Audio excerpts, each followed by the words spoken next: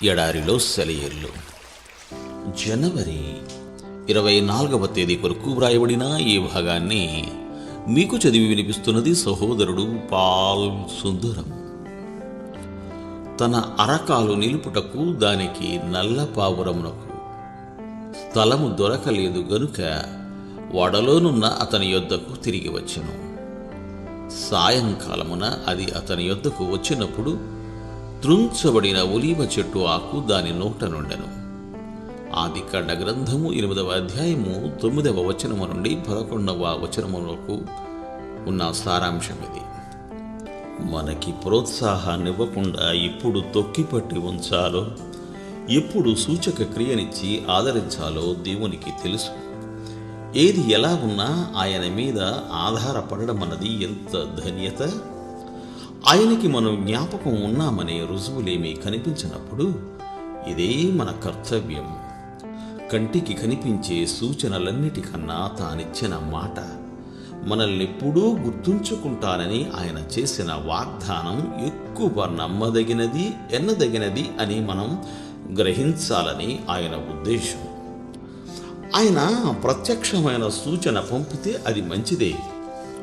అది లేకుండా ఆయన్ని నమ్మిన మనం ఆయన కనిపిస్తే రెట్టింపు ఉత్సాహంతో ఆయన్ని స్తుతిస్తాము.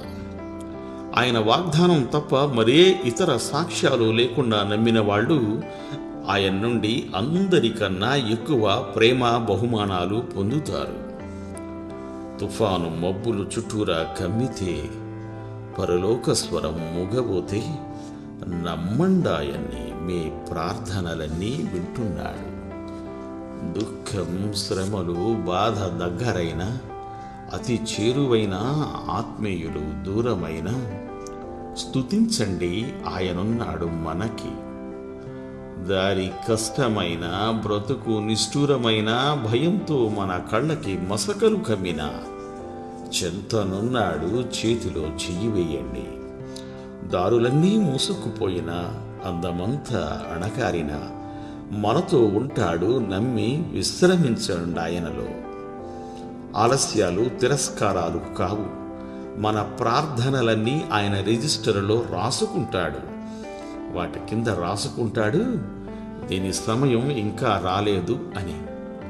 దేవుడికి ఒక సమయం, ఒక ప్రత్యేకమైన కారణం ఎప్పుడూ ఉంటాయి.